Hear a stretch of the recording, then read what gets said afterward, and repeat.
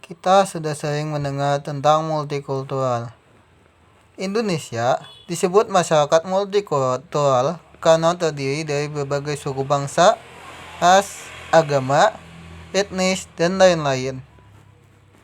Indonesia merupakan salah satu negara multikultural terbesar di dunia. Wilayah Indonesia yang dihuni oleh sebanyak 254 juta penduduk dan lebih dari 1.340 suku bangsa. Masyarakat multikultural. Apa itu masyarakat multikultural?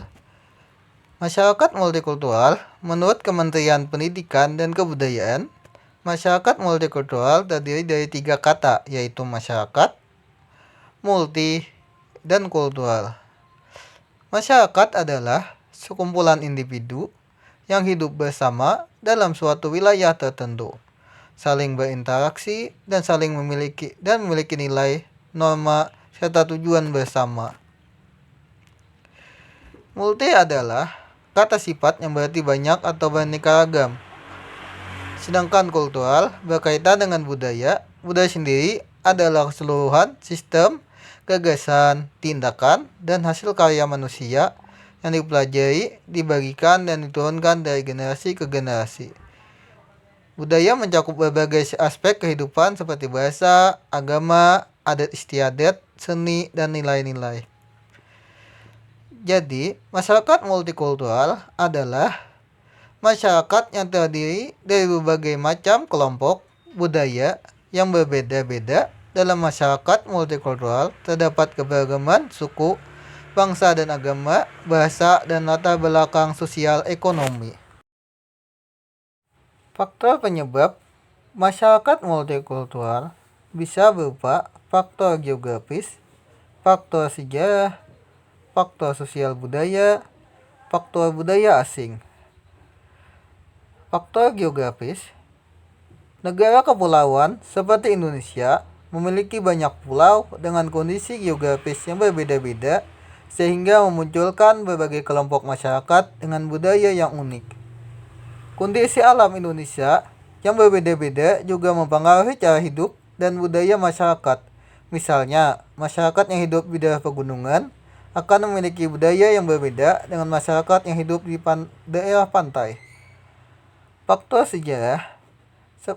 Karena kita pernah dijajah oleh Belanda, maka proses penjajahan seringkali masuk budaya asing dan menyebabkan pencampuran dengan budaya lokal.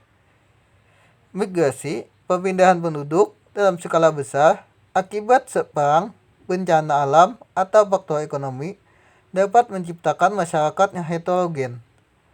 Aktivitas perdagangan antar bangsa sejak zaman dahulu telah mempengaruhi berbagai budaya dan memicu terjadinya pertukaran budaya, seperti pertukaran budaya Arab, Cina, dan India yang pernah berdagang dengan Indonesia. Faktor sosial budaya. Perkawinan antara orang-orang dari latar belakang budaya yang berbeda dapat menghasilkan keturunan dengan identitas budaya yang beragam. Keberagaman agama di suatu wilayah dapat menciptakan masyarakat multikultural. Adanya berbagai bahasa yang digunakan dalam suatu masyarakat menunjukkan adanya keberagaman budaya.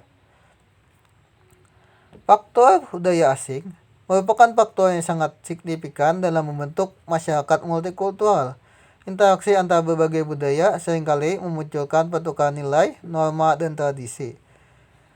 Terlebih lagi saat ini, di saat era globalisasi, banyaknya budaya asing yang masuk melalui berbagai platform seperti YouTube, Instagram, dan TikTok. Indonesia adalah negara dengan latar belakang etnis dan ras yang beragam. Membentang dari Sabang hingga Merauke, keberagaman ini merupakan cerminan dari warisan budaya negara yang kaya, dibentuk oleh lokasi geografisnya yang strategis dan peristiwa sejarah. Keberagaman kelompok dan etnis. Suku adalah sekelompok orang yang memiliki budaya, bahasa, dan keturunannya sama. Indonesia adalah rumah lebih dari 300 kelompok etnis, masing-masing dengan budaya dan tradisi uniknya sendiri, seperti suku Banjar, Batak, Jawa, dan sebagainya. Keberagaman ras negara ini juga signifikan dengan orang-orang dari latar belakang ras yang berbeda, termasuk Austronesia, Melanesia, dan Mongoloid. Indonesia juga termasuk dengan negara dengan keberagaman agamanya yang banyak. Indonesia adalah negara dengan keberagaman agama yang sangat luas, seperti Islam, Kristen, Hindu, Buddha, Konghucu. Islam memiliki hari raya seperti hari raya Idul Fitri, Idul Adha, dan mereka beribadah di masjid. Kristen juga dan Protestan juga merayakan hari raya mereka seperti Natal, Paskah, dan beribadah di gereja. Hindu juga seperti itu. Mereka juga memiliki hari raya sendiri seperti Nyepi dan beribadah di pura. Buddha juga memiliki hari rayanya sendiri seperti Waisak dan beribadah di Vihara. Dan juga Konghucu. Mereka hari raya seperti Imlek dan beribadah di Klaten.